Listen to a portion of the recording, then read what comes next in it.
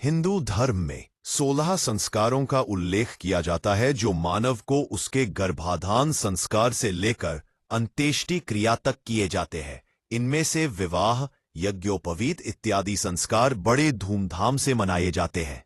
वर्तमान समय में सनातन धर्म या हिंदू धर्म के अनुयायी में गर्भाधान से मृत्यु तक 16 संस्कार होते हैं। प्राचीन काल में प्रत्येक कार्य संस्कार से आरंभ होता था। उस समय संस्कारों की संख्या भी लगभग 40 थी। जैसे जैसे समय बदलता गया तथा व्यस्तता बढ़ती गई तो कुछ संस्कार स्वतः विलुप्त हो गए।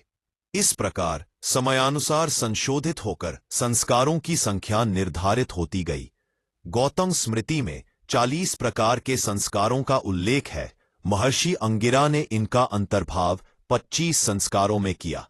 व्यास स्मृति में 16 संस्कारों का वर्णन हुआ है। हमारे धर्मशास्त्रों में भी मुख्य रूप से 16 संस्कारों की व्याख्या की गई है। इनमें पहला गर्भाधान संस्कार और मृत्यु के उपरांत अंत्येष्टि अंतिम संस्कार है। गर्भाधान के बाद पुंसवन, सीमंतोन्नयन, जातकर्म, नामकरण ये सभी संस्कार नवजात का दैवी जगत से संबंध स्थापना के लिए किए जाते हैं। नामकरण के बाद चूड़ाकर्म और यज्ञोपवीत संस्कार होता है। इसके बाद विवाह संस्कार होता है। यह गृहस्थ जीवन का सर्वाधिक महत्वपूर्ण संस्कार है। हिंदू धर्म में स्त्री और पुरुष दोनों के लिए यह सबसे बड़ा संस्कार है जो जन्म जन्मांतर का होता है। विभिन्न धर्म ग्रंथों में संस्कारों के क्रम में थोड़ा बहुत अंतर है, लेकिन प्रचलित संस्कारों के क्रम में गर्भाधान, पुंसवन, सीमंतोन्नयन, जातकर्म, नामकरण, निष्क्रमण, अन्नप्राशन, चूड़ाकर्म, विद्यारंभ, कर्णवेद, यज्ञोपवीत, वेदारंभ, केशांत, समावर्तन, विवाह तथा अंत्येष्टि ही मान्य है। गर्भाधान से विद्यारंभ तक के संस्कारों को गर्भ संस्कार भी कहते हैं। इनमें पहले 3 गर्भाधान, पुंसवन, सीमंतोन्नयन को अंतर्गर्भ संस्कार तथा इसके बाद के 6 संस्कारों को बहिर्गर्भ संस्कार कहते हैं। गर्भ संस्कार को दोष मार्जन अथवा शोधक संस्कार भी कहा जाता है। दोष मार्जन संस्कार का तात्पर्य यह है कि शिशु के पूर्व जन्मों से आए धर्म एवं कर्म से संबंधित दोषों तथा गर्भ में आई विकृतियों के मार्जन के लिए संस्कार किए जाते हैं। बाद वाले 6 संस्कारों को गुणाधान संस्कार कहा जाता है। महत्वपूर्ण संस्कार है। यज्ञोपवीत से समावर्तन संस्कार तक ब्रह्मचर्य व्रत के पालन का हमारे शास्त्रों में विधान है। वेदाध्ययन के बाद जब युवक में सामाजिक परंपरा निर्वाह करने की क्षमता व परिपक्वता आ जाती थी तो उसे गृहस्थ धर्म में प्रवेश कराया जाता था। लगभग 25 वर्ष तक ब्रह्मचर्य का व्रत का पालन करने के बाद युवक परिणय सूत्र में बंधता था। हमारे शास्त्रों में 8 प्रकार के विवाहों का उल्लेख है। ब्राह्म, दैव, आर्ष, प्रजापत्य, आसुर, गंधर्व, राक्षस एवं पैशाच। वैदिक काल में ये सभी प्रथाएं प्रचलित थीं। समय के अनुसार इनका स्वरूप बदलता गया। वैदिक काल से पूर्व जब हमारा समाज संगठित नहीं था तो उस समय उच्छृंखल यौनाचार था। हमारे मनीषियों ने इस उच्छृंखलता को समाप्त करने के लिए विवाह संस्कार की स्थापना करके समाज को संगठित एवं नियमबद्ध करने का प्रयास किया। आज उन्हीं के प्रयासों का परिणाम है कि हमारा समाज सभ्य और सुसंस्कृत है। संस्कार गर्भाधान हमारे शास्त्रों में मान्य 16 संस्कारों में गर्भाधान पहला है। गृहस्थ जीवन में प्रवेश के उपरांत प्रथम कर्तव्य के रूप में इस संस्कार को मान्यता दी गई है। गृहस्थ जीवन का प्रमुख उद्देश्य श्रेष्ठ संतानोत्पत्ति है। उत्तम संतति की इच्छा रखने वाले माता पिता को गर्भाधान से पूर्व अपने तन और मन की पवित्रता के लिए यह संस्कार करना चाहिए। वैदिक काल में यह संस्कार अति महत्वपूर्ण समझा जाता था। पुंसवन गर्भस्थ शिशु के मानसिक विकास की दृष्टि से यह संस्कार उपयोगी समझा जाता है। गर्भाधान के दूसरे या तीसरे महीने में इस संस्कार को करने का विधान है। हमारे मनीषियों ने संतानोत्कर्ष के उद्देश्य से किए जाने वाले इस संस्कार को अनिवार्य माना है। गर्भस्थ शिशु से संबंधित इस संस्कार को शुभ नक्षत्र में संपन्न किया जाता है। पुंसवन संस्कार का प्रयोजन स्वस्थ एवं उत्तम संतति को जन्म देना है। विशेष तिथि एवं ग्रहों की गणना के आधार पर ही गर्भाधान करना उचित माना गया है। सीमंतोन्नयन को सीमंतकरण अथवा सीमंत संस्कार भी कहते हैं। सीमंतोन्नयन का अभिप्राय है सौभाग्य संपन्न होना। गर्भपात रोकने के साथ साथ गर्भस्थ शिशु एवं उसकी माता की रक्षा करना भी इस संस्कार का मुख्य उद्देश्य है। इस संस्कार के माध्यम से गर्भिणी स्त्री का मन प्रसन्न रखने के लिए सौभाग्यवती स्त्रियां गर्भवती की मांग भरती हैं। यह संस्कार गर्भधारण के 6ठे अथवा 8वें महीने में होता है। इसका शाब्दिक अर्थ है सीमंत उन्नयन अर्थात केश ऊपर उठाना। इस संस्कार में पति अपनी पत्नी के बालों को ऊपर की ओर उठाता है। जातकर्म नवजात शिशु के नाल छेदन से पूर्व इस संस्कार को करने का विधान है। इस दैवी जगत से प्रत्यक्ष संपर्क में आने वाले बालक को मेधा, बल एवं दीर्घायु के लिए स्वर्णखंड से मधु एवं घृत वैदिक मंत्रों के उच्चारण के साथ चटाया जाता है। यह संस्कार विशेष मंत्रों एवं विधि से किया जाता है। 2 बूंद घी तथा 6 बूंद शहद का सम्मिश्रण अभिमंत्रित कर चटाने के बाद पिता यज्ञ करता है तथा 9 मंत्रों का विशेष रूप से उच्चारण के बाद बालक के बुद्धिमान, बलवान, स्वस्थ एवं दीर्घजीवी होने की प्रार्थना करता है। इसके बाद माता बालक को स्तनपान कराती है। नामकरण जन्म के 11वें दिन यह संस्कार होता है। हमारे धर्माचार्यों ने जन्म के 10 दिन तक अशौच सूतक माना है, इसलिए यह संस्कार 11वें दिन करने का विधान है। महर्षि याज्ञवल्क्य का भी यही मत है, लेकिन अनेक कर्मकांडी विद्वान इस संस्कार को शुभ नक्षत्र अथवा शुभ दिन में करना उचित मानते हैं। नामकरण संस्कार का सनातन धर्म में अधिक महत्व है। हमारे मनीषियों ने नाम का प्रभाव इसलिए भी अधिक बताया है क्योंकि यह व्यक्तित्व के विकास में सहायक होता है। तभी तो यह कहा गया है, राम से बड़ा राम का नाम। हमारे धर्म विज्ञानियों ने बहुत शोध कर नामकरण संस्कार का आविष्कार किया। ज्योतिष विज्ञान तो नाम के आधार पर ही भविष्य की रूपरेखा तैयार करता है। निष्क्रमण दैवी जगत से शिशु की प्रगाढ़ता बढ़े तथा ब्रह्मा जी की सृष्टि से वह अच्छी तरह परिचित होकर दीर्घकाल तक धर्म और मर्यादा की रक्षा करते हुए इस लोक का भोग करे, यही इस संस्कार का मुख्य उद्देश्य। निष्क्रमण का अभिप्राय है बाहर निकलना। इस संस्कार में शिशु को सूर्य तथा चंद्रमा की ज्योति दिखाने का विधान है। भगवान भास्कर के तेज तथा चंद्रमा की शीतलता से शिशु को अवगत कराना ही इसका उद्देश्य है। इसके पीछे मनीषियों की शिशु को तेजस्वी तथा विनम्र बनाने की परिकल्पना होगी। उस दिन देवी देवताओं के दर्शन तथा उनसे शिशु के दीर्घ एवं यशस्वी जीवन के लिए आशीर्वाद ग्रहण किया जाता है। जन्म के 4थे महीने इस संस्कार को करने का विधान है। 3 माह तक शिशु का शरीर बाहरी वातावरण यथा तेज धूप, तेज हवा आदि के अनुकूल नहीं होता है, इसलिए प्रायः 3 मास तक उसे बहुत सावधानी से घर में रखना चाहिए। इसके बाद धीरे धीरे उसे बाहरी वातावरण के संपर्क में आने देना चाहिए। इस संस्कार का तात्पर्य यही है कि शिशु समाज के संपर्क में आकर सामाजिक परिस्थितियों से अवगत हो। अन्नप्राशन इस संस्कार का उद्देश्य शिशु के शारीरिक व मानसिक विकास पर ध्यान केंद्रित करना है। अन्नप्राशन का स्पष्ट अर्थ है कि शिशु जो अब तक पेय पदार्थों विशेषकर दूध पर आधारित था, अब अन्न जिसे शास्त्रों में प्राण कहा गया है, उसको ग्रहण कर शारीरिक व मानसिक रूप से अपने को बलवान व प्रबुद्ध बनाए। तन और मन को सुदृढ़ बनाने में अन्न का सर्वाधिक योगदान है। शुद्ध, सात्विक एवं पौष्टिक आहार से ही तन स्वस्थ रहता है और स्वस्थ तन में ही स्वस्थ मन का निवास होता है।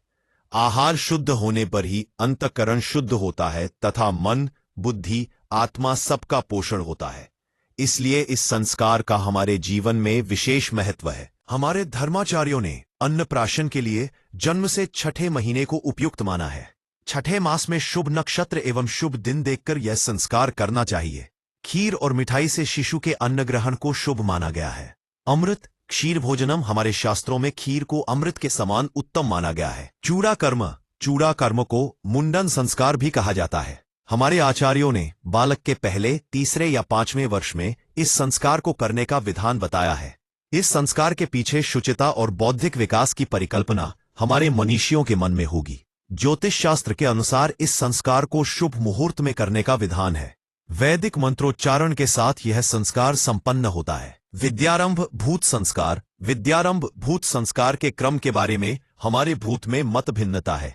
के बाद इस संस्कार को उपयुक्त मानते हैं। मेरी राय में अन्नप्राशन के बाद ही शिशु बोलना शुरू करता है, इसलिए अन्नप्राशन के बाद ही विद्यारंभ संस्कार उपयुक्त लगता है। विद्यारंभ का अभिप्राय बालक को शिक्षा के प्रारंभिक स्तर से परिचित कराना है। प्राचीन काल में जब गुरुकुल की परंपरा थी तो बालक को वेदाध्ययन के लिए भेजने से पहले घर में अक्षर बोध कराया जाता था। माँ बाप तथा गुरुजन पहले उसे मौखिक रूप से श्लोक, पौराणिक कथाएं आदि का अभ्यास करा दिया करते थे ताकि गुरुकुल में कठिनाई न हो। हमारा शास्त्र विद्यानुरागी है। शास्त्र की उक्ति है, सा विद्या या विमुक्तये, अर्थात विद्या वही है जो मुक्ति दिला सके। विद्या अथवा ज्ञान ही मनुष्य की आत्मिक उन्नति का साधन है। शुभ मुहूर्त में ही विद्यारंभ संस्कार करना चाहिए। कर्णवेद हमारे मनीषियों ने सभी संस्कारों को वैज्ञानिक कसौटी पर कसने के बाद ही प्रारंभ किया है। कर्णवेद संस्कार का आधार बिल्कुल वैज्ञानिक है। बालक की शारीरिक व्याधि से रक्षा ही इस संस्कार का मूल उद्देश्य है। प्रकृति प्रदत्त इस शरीर के सारे अंग महत्वपूर्ण हैं। कान हमारे श्रवण द्वार है। कर्णवेधन से व्याधियां दूर होती है तथा श्रवण शक्ति भी बढ़ती है।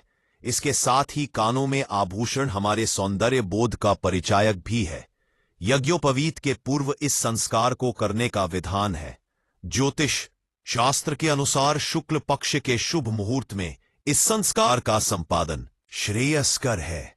परंतु पाल यज्ञोपवीत अथवा उपनयन बौद्धिक विकास के लिए सर्वाधिक महत्वपूर्ण संस्कार है।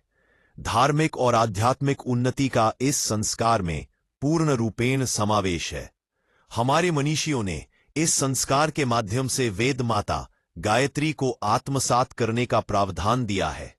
आधुनिक युग में भी गायत्री मंत्र पर विशेष शोध हो चुका है।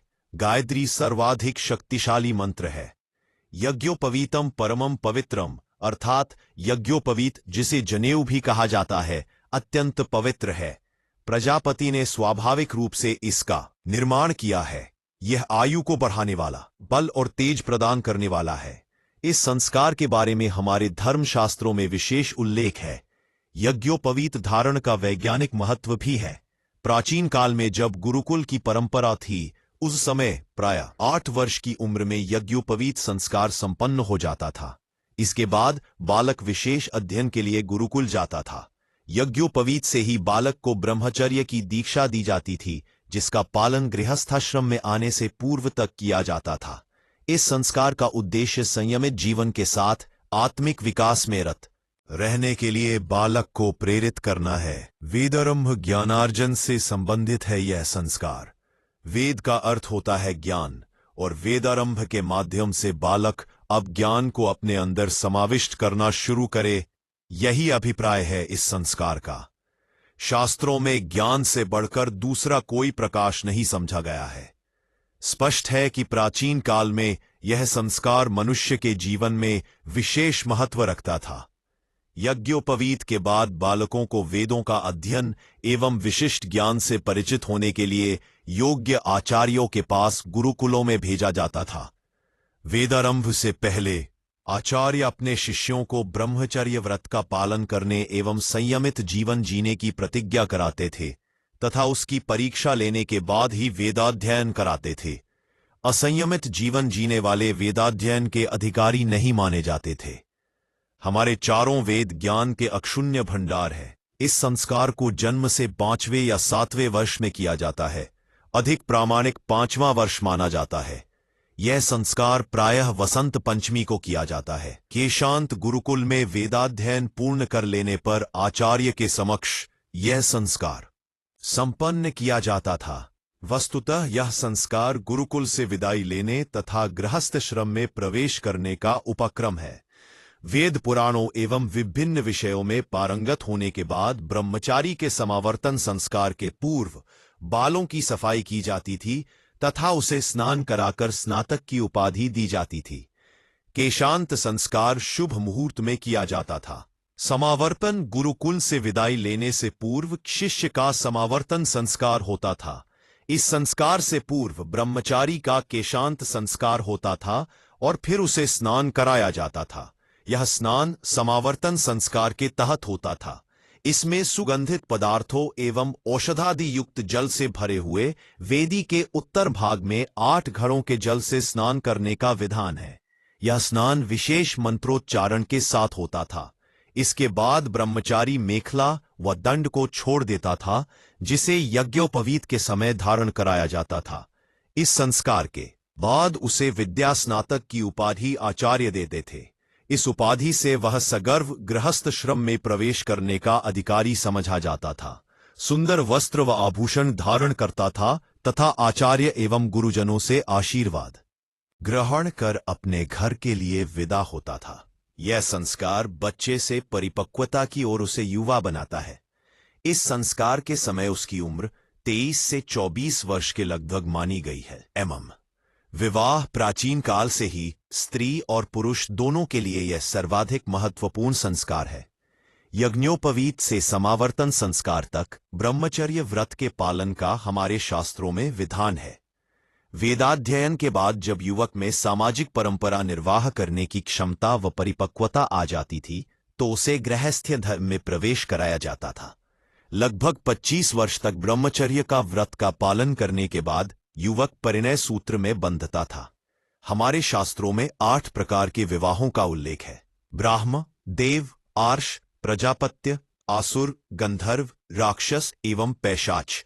वैदिक काल में ये सभी प्रथाएं प्रचलित थीं। समय के अनुसार इनका स्वरूप बदलता गया। वैदिक काल से पूर्व जब हमारा समाज संगठित नहीं था, तो उस समय उच्छृंखल यौनाचार था। हमारे मनीषियों ने इस उच्छृंखलता को समाप्त करने के लिए विवाह संस्कार की स्थापना करके समाज को संगठित एवं नियमबद्ध करने का प्रयास किया। आज उन्हीं के प्रयासों का परिणाम है कि हमारा समाज सभ्य और सुसंस्कृत है। अंत्येष्टि को अंतिम अथवा अग्नि परिग्रह संस्कार भी कहा जाता है। आत्मा में अग्नि का आधान करना ही अग्नि परिग्रह है। धर्मशास्त्रों की मान्यता है कि मृत शरीर की विधिवत क्रिया करने से जीव की अतृप्त वासनाएं शांत हो जाती हैं। हमारे शास्त्रों में बहुत ही सहज ढंग से इहलोक और परलोक की परिकल्पना की गई है। जब तक जीव शरीर धारण कर इहलोक में निवास करता है, तो वह विभिन्न कर्मों से बंधा रहता है। प्राण छूटने पर वह इस लोक को छोड़ देता है। उसके बाद की परिकल्पना में विभिन्न लोकों के अलावा मोक्ष या निर्वाण है। मनुष्य अपने कर्मों के अनुसार फल भोगता है। इसी परिकल्पना के तहत मृत देह की विधिवत क्रिया होती है। जब तक आधे से ज्यादा शरीर न जल जाए, तब तक सभी को वही रहना चाहिए।